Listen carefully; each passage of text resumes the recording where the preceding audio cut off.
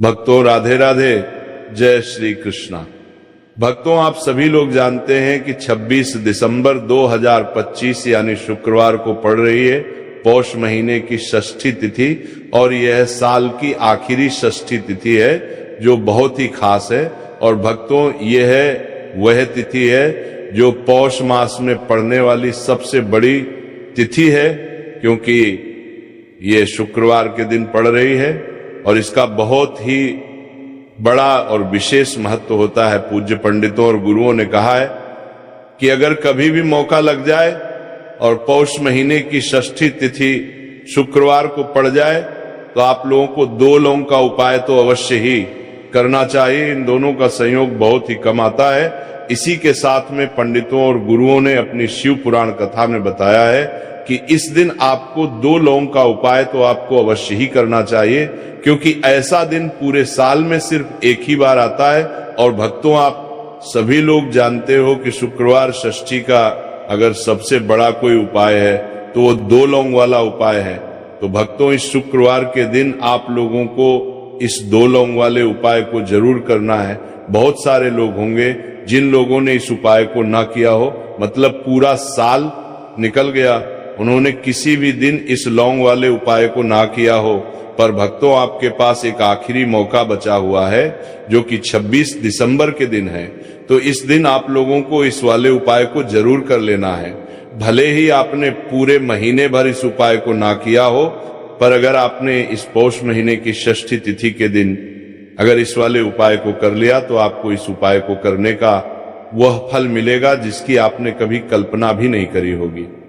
इसीलिए आप लोग इस वाले उपाय को एक बार जरूर कर लेना है ताकि आप लोगों के हाथ से ये मौका ना जा सके और आपको इस उपाय को करने का फल मिल सके। भक्तों ये उपाय पंडित जी ने अपनी अभी की ही श्री शिव महापुराण की कथा में बताया है, जिस उपाय को आज हम आपको बहुत अच्छे से समझाने वाले हैं। इस वीडियो को देखने के बाद इस उपाय को समझने के लिए आपको कोई और वीडियो को देखने की जरूरत नहीं पड़ेगी। तो चलिए भक्तों उपाय को शुरू करते हैं। देखिए ये इस पौष महीने के शुक्रवार षष्ठी के दिन ये इतना खास होता है, इतना महत्वपूर्ण होता है। देखा गया है कभी कभी बड़े बड़े पूजा पाठ अनुष्ठान से जो मनोकामना पूर्ण नहीं होते, वो पौष महीने के शुक्रवार के दिन एक छोटे से उपाय करने से ही आपकी मनोकामना पूर्ण हो जाती है। और बहुत सारे लोगों ने इस उपाय को किया भी है और उनको इस उपाय को करने का फल भी जरूर मिला है। अगर आप लोग भी इस उपाय को करना चाहते हैं तो आप इस उपाय को पहले अच्छे से समझ लेना, सुन लेना, उसके बाद करना। आपको इस उपाय का फल जरूर मिलेगा और इस उपाय को कर लेने से आपके घर में चाहे किसी भी प्रकार की दुख और समस्या क्यों ना चल रही हो, आपको उसका कारण भी नहीं पता है कि भाई ये समस्या किस कारण से चल रही है। उसका कुछ भी कारण हो सकता है, जैसे पितृदोष हो सकता है या किसी भी तरह का मंगल दोष भी हो सकता है। तो इस दिन आप लोगों को ये वाला उपाय कर लेना है। ये एक ऐसा उपाय है जिस उपाय को अगर किसी विशेष दिन पर किया जाए तो भाई उस विशेष दिन का जो है वह तो हमें मिलता ही मिलता है, पर हमने उस दिन पर इस उपाय को किया है तो हमें उससे भी बड़ा फल मिलता है, और फल बहुत जल्दी मिलता है, क्योंकि आप इस उपाय को बहुत ही बड़े और विशेष दिन पर कर रहे हो। तो चलिए अब उपाय के बारे में बात करते हैं, लेकिन उससे पहले आप लोगों को ये जानना आवश्यक है कि आखिर ये उपाय किस समय करना है, किसको करना है और कैसे करना है। तो चलिए हम आगे आपको वीडियो में एक एक करके बता देते हैं। लेकिन उससे पहले अगर आप लोग हमारे चैनल पर पहली बार आए हैं या फिर मेरी आवाज आज पहली बार सुन रहे हैं तो हमारे चैनल को सब्सक्राइब जरूर कर लेना और इस वीडियो को लाइक करके कमेंट बॉक्स में श्री शिवाय नमस्तुभ्यम ओम नमः शिवाय जरूर टाइप कर देना। तो भक्तों इस 2 लौंग वाले उपाय को हमें इस शुक्रवार षष्ठी के दिन कैसे करना है, किसको करना है, किस समय करना है और कहां पर करना है, ये सारे सवालों के जवाब आपको इस वीडियो में मिल जाएंगे। और जो ये वीडियो देखेगा भाई उसको 2 लौंग वाला उपाय जरूर करना चाहिए, क्योंकि इस दिन लौंग का भी बहुत ही बड़ा और विशेष महत्व होता है। और जब बात आ जाए 2 लौंग की तो ये सोने पर सुहागा वाली बात हो जाती है और ये एक बहुत ही बड़ा उपाय हो जाता है। इस शुक्रवार षष्ठी तिथि का। तो अब भक्तों इस 2 लौंग वाले उपाय को आखिर करना किसको है, सबसे पहले हम लोग वो बात जान लेते हैं। तो देखो, घर की जो बड़ी माताएं बहनें होती हैं, उन माताओं बहनों में से कोई भी एक बड़ी माता बहन इस वाले उपाय को कर सकती है। और भक्तों अगर आप चाहे तो अपने घर में से सभी सदस्यों को भी इस उपाय को करवा सकते हैं। अगर किसी व्यक्ति की खुद की कोई मनोकामना है, खुद को की कोई दुख और परेशानी है जो कि वो अपने लिए ही करना चाहता है, इस वाले उपाय को तो वो खुद अपने लिए भी कर सकता है। बाकी अगर कोई घर में से ऐसा है जो कि अपने पूरे घर परिवार की सुख और शांति के लिए ये वाला उपाय करना चाहता है तो भाई वो भी कर सकता है, उसमें भी कोई दिक्कत वाली बात नहीं है। कहने का मतलब ये है कि इस उपाय को हर एक सदस्य भी कर सकता है और पूरे घर परिवार के सदस्य के लिए घर की बड़ी माताओं बहनों में से कोई एक माता बहन भी कर सकती है। माताएं बहनें अगर घर में उपस्थित ना हो या वह ये वाला उपाय ना कर पा रही हो तो फिर घर का कोई बड़ा सदस्य भी इस 2 लौंग वाले उपाय को कर सकता है, चाहे फिर वो पुरुष ही क्यों ना हो, उसमें कोई भी दिक्कत वाली बात नहीं है। अब भक्तों इस लौंग वाले उपाय को हमें करना कहां पर है, देखो हमें शिवलिंग के पास में जाकर करना है। बहुत सारे लोग प्रश्न करते हैं हर एक उपाय को करते समय, क्या हम इस उपाय को घर पर या मंदिर में कर सकते हैं। देखो, तो इस वाले उपाय को आप मंदिर में करोगे तो अच्छा रहेगा, घर पर नहीं करना है इस वाले उपाय को। उसके बाद में भक्तों जो अगला प्रश्न निकल कर आता है वो ये आता है इस उपाय को लेकर कि आखिर इस उपाय को हमें किस समय करना है, सुबह के समय करना है कि शाम के समय करना है। तो देखो, इस वाले उपाय को आप लोग सुबह के समय भी कर सकते हो और शाम के समय प्रदोष काल में भी करना है सकते हो। अब अगर आप पूछो कि भाई सबसे उत्तम समय कौन सा रहेगा इस 2 लौंग वाले उपाय को करने का, तो हम आपसे बस यही कहेंगे कि इस उपाय को आप शाम के समय करेंगे तो ज्यादा बेहतर होगा। बाकी अगर सुबह के समय भी करेंगे तो भी अच्छा होगा, उसमें कोई भी दिक्कत वाली बात नहीं है। तो अब भक्तों जो अगली सबसे बड़ी और महत्वपूर्ण बात आती है वो ये आती है कि सुबह अगर हम उपाय को करेंगे तो हमें कितने बजे से लेकर कितने बजे तक के बीच में करना है, और शाम के समय प्रदोष काल में करेंगे तो हमें कितने बजे से लेकर कितने बजे के बीच में करना है।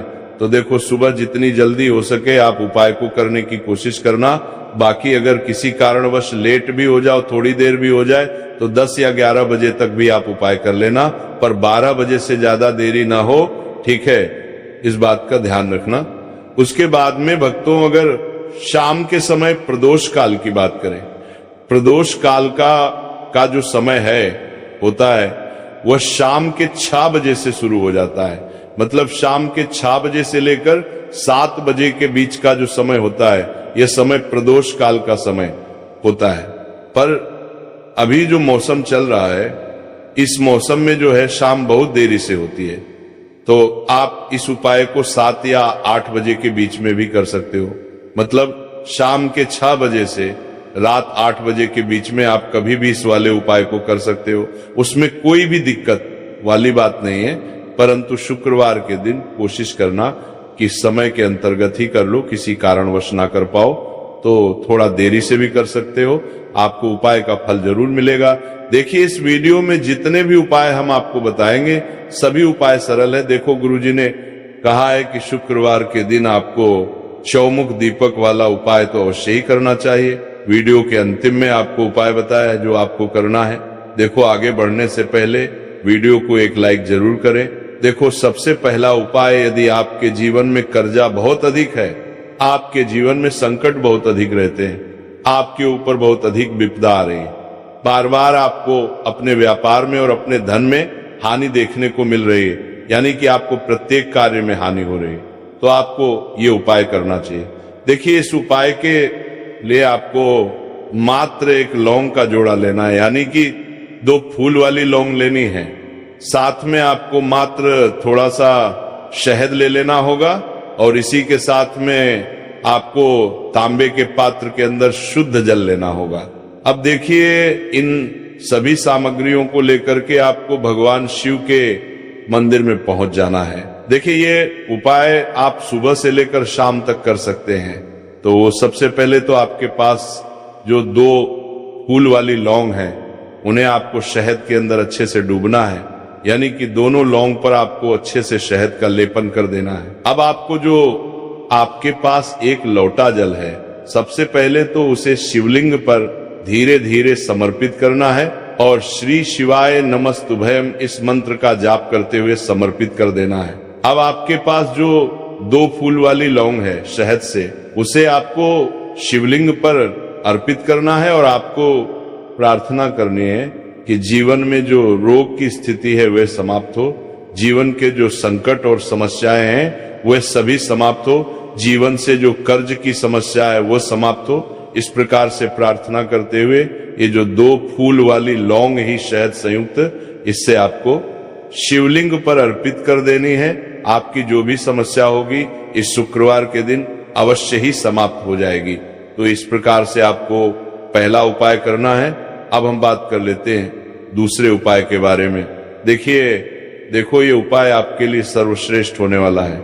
देखिए, इस उपाय के लिए आपको मात्र 5 हरे मूंग के दाने आपको साबुत लेने हैं, खंडित नहीं होने चाहिए, इस बात का ध्यान रखें। और इसी के साथ में आपको एक तांबे के पात्र के अंदर अपने घर से शुद्ध जल ले लेना है। अब भक्तों, इन सभी सामग्रियों को लेकर के आपको सीधे पहुंच जाना है भगवान शिव के मंदिर में। देखिए, इस उपाय को भी आप सुबह भी कर सकते हैं और शाम के समय में भी कर सकते हैं।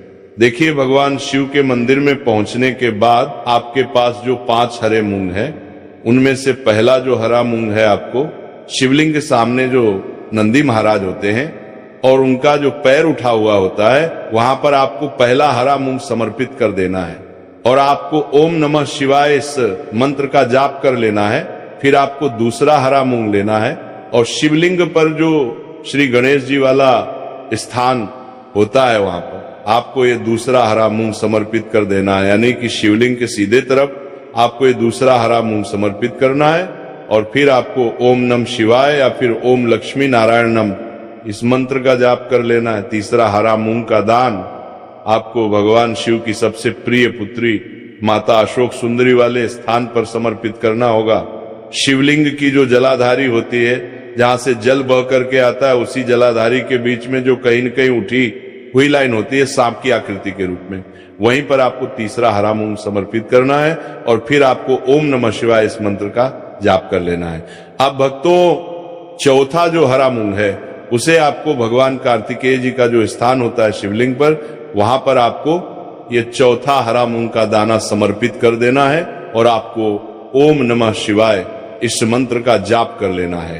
अब भक्तों, आपके पास जो 5वां और अंतिम हरा मूंग बचा हुआ है उससे आपको उससे जल के पात्र के अंदर डाल देना है और इस हरे मूंग से युक्त जल से आपको भगवान शिव के शिवलिंग का अभिषेक कर देना है। जल आपको बिल्कुल धीरे धीरे समर्पित करते जाना है और लगातार आपको शिव महापुराण के मूल मंत्र श्री शिवाय नमस्तुभयम इस मंत्र का जाप करते रहना है। फिर आपको शिवलिंग के सामने बैठकर, यदि आप अपने बच्चों के लिए उपाय कर रहे हैं, यदि आप अपने बच्चों की बुद्धि ज्ञान और विवेक के लिए उपाय कर रहे हैं, तो उसके लिए आपको प्रार्थना कर लेनी है। या फिर व्यापार में वृद्धि करने के लिए ये उपाय कर रहे हैं तो उसकी कामना करते हुए आपको प्रार्थना कर लेनी है। या फिर अपनी नौकरी के लिए कर रहे हैं, या फिर अपने इंटरव्यू के लिए, या फिर धन की प्राप्ति के लिए कर रहे हैं। जिस भी कामना के लिए आप उपाय कर रहे हैं उसे परिपूर्ण करने के लिए आपको महादेव से प्रार्थना कर लेनी है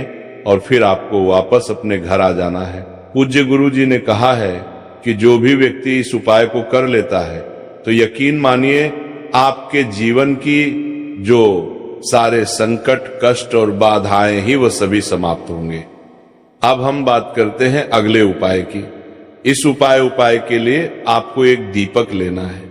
दीपक आप मिट्टी का भी ले सकते हैं और शुद्ध आटा मढ़कर उसका दीपक भी आप तैयार कर सकते हैं।